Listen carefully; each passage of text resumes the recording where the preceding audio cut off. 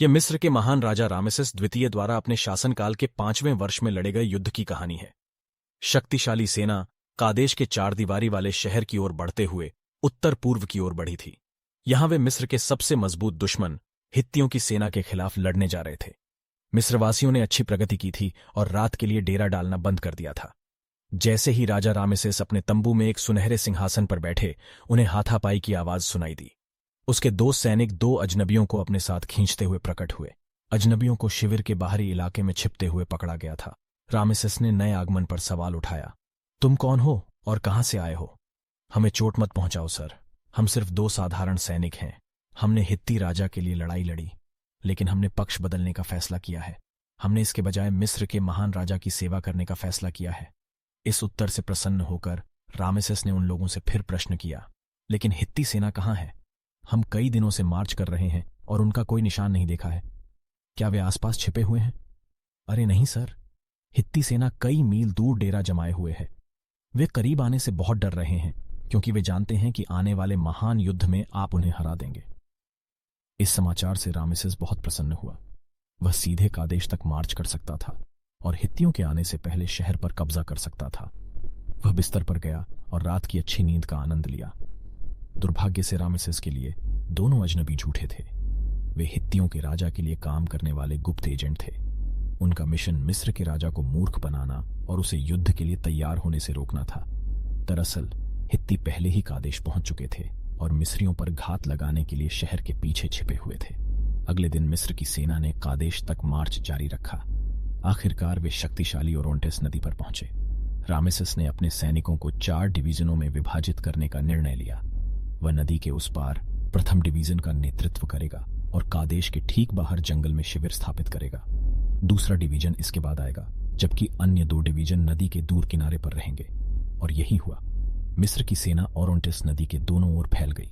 राजा के नेतृत्व में टुकड़ी आगे बढ़ी और जंगल में डेरा डाला। शीघ्र ही रामेसेस एक बार फिर अपने तंबू में स्वर्ण सिंहासन पर बैठा था। तभी एक बार फिर उसके तंबू के बाहर हाथापाई की आवाज आने लगी। एक सिपाही ने तंबू का फंदा उठाया और 2 और अजनबियों को अपने साथ घसीटते हुए अंदर दाखिल हुआ। गले में सूखापन महसूस करते हुए रामेसेस ने कैदियों से सीधे बात की, वास्तव में आप कौन हैं? इस बार उन्हें सच्चा जवाब मिला, हमें चोट मत पहुंचाओ सर, हम हित्तियों के राजा के लिए काम करने वाले गुप्त एजेंट हैं। उसने हमें आपकी जासूसी करने के लिए भेजा है। परंतु निश्चय ही हित्तियों का राजा यहां से कई मील दूर छिपा हुआ है। नहीं, आपको यह किसने बताया? हित्तियों का राजा पहले ही कादेश आ चुका है।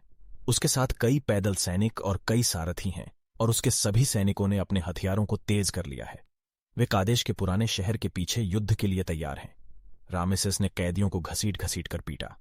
फिर उन्होंने अपने जनरलों को आपातकालीन बैठक में बुलाया। हम एक भयानक स्थिति में हैं। हित्ती बहुत करीब हैं।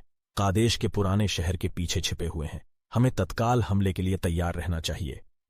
मिस्र की शेष सेना को बुलाने के लिए एक त्वरित दूत भेजने का बस समय था। तब हित्तियों ने आक्रमण किया। जल्द ही रामेसेस और उसके लोग पूरी तरह से घिर गए। डरकर मिस्र के सैनिकों ने दुश्मन पर एक नजर डाली और भाग गए। रामेसेस और उसका ढाल वाहक बिल्कुल अकेले रह गए थे। रामेसेस ने महान देवता आमीन से ऊंचे स्वर में प्रार्थना की, हे आमीन, मेरे पिता, अपने बेटे रामेसेस की मदद करें। मैंने सदैव आपकी अच्छी सेवा की है। मैंने तुम्हारे लिए बहुत से शानदार स्मारक बनवाए और तुम्हारे मंदिरों को बड़े खजाने से भर दिया है। अब मैं आप पर भरोसा कर रहा हूं। मेरी सहायता करो और मैं मरते दम तक प्रेममय हृदय से तुम्हारी सेवा करूंगा। मेरी सेना भाग गई है। अब केवल आप ही मेरी मदद कर सकते हैं। दूर मिस्र में अपने मंदिर में महान देवता आमीन सुन रहे थे। वह बोला और रामेसेस ने उसके शब्द सुने, आगे बढ़ो मेरे बेटे, और याद रखो कि मैं हमेशा तुम्हारे साथ हूं। तुम 1 लाख आदमियों पर विजय पाओगे, क्योंकि मैं जीत का स्वामी हूं और मैं तुम्हारी मदद करूंगा। रामेसेस के शरीर से डर निकल गया। वह युद्ध देवता मोंटू की तरह मजबूत और सेठ बहादुर की तरह साहसी बन गया। अपने हथियारों को जब्त करके वह अपने रथ पर चढ़ गया और युद्ध के लिए निकल पड़ा। मिस्र का राजा इतना निडर और इतना दृढ़ था कि किसी भी हित्ती ने उसके खिलाफ खड़े होने की हिम्मत नहीं की। रामेसेस ने तेजी से और बेरहमी से पूरी हित्ती सेना को मार डाला। मैं जानता हूं, इस पर विश्वास करना बहुत कठिन है, लेकिन मैं आपसे वादा करता हूं कि यह पूर्ण सत्य है। रात होने तक दुश्मन या तो मर गए या भाग गए और मिस्र के शिविर में शांति छा गई। अगले दिन बहादुर रामेसेस फिर से लड़ने के लिए तैयार थे, लेकिन दुश्मन के पास बहुत कुछ था। हित्तियों के राजा ने शांति की प्रार्थना करते हुए मिस्र के शिविर में एक दूत भेजा और ऐसा हुआ कि रामेसेस ने अपने हित्ती शत्रुओं को कुचल दिया। कादेश की लड़ाई के बारे में यह कहानी हमें राजा रामेसेस द्वितीय द्वारा सीरिया के कादेश नामक शहर में हित्तियों के राजा के खिलाफ लड़ी गई एक वास्तविक लड़ाई के बारे में बताती है। हालांकि कहानी सच्ची है, रामेसेस ने खुद को अधिक महत्वपूर्ण दिखाने के लिए लड़ाई में अपनी भूमिका को बढ़ा चढ़ाकर पेश किया है। यह बहुत कम संभावना है कि कोई भी व्यक्ति, चाहे वह कितना भी बहादुर क्यों न हो, वास्तव में अकेले ही हजारों दुश्मनों से लड़ सकता है। रामेसेस को इस कहानी पर बहुत गर्व था। उन्होंने इसे अपने मंदिरों की दीवारों पर कॉपी किया था। उनके कलाकारों ने युद्ध के चित्र उकेरे थे और यहां तक कि उनकी जीत का जश्न मनाने के लिए एक प्रसिद्ध कविता भी लिखी थी। रामेसेस ने अद्भुत 66 वर्षों तक मिस्र पर शासन किया। वह बहुत सफल राजा था। मिस्र के बाहर उसने अपने साम्राज्य को सुरक्षित बनाने के लिए कई लड़ाइयां लड़ी। घर वापस आकर उनके कारीगरों ने कई मंदिर बनाए और रामेसेस की कई बड़ी पत्थर की मूर्तियां खड़ी की।